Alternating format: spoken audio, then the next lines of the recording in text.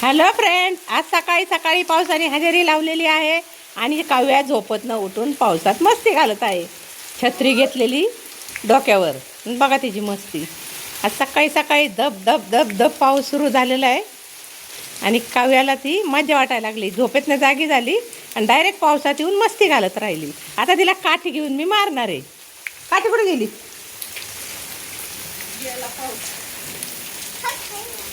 काठी आण ग, एक काठी चांगली तिला चोपू दे मला. पावसात भिजती या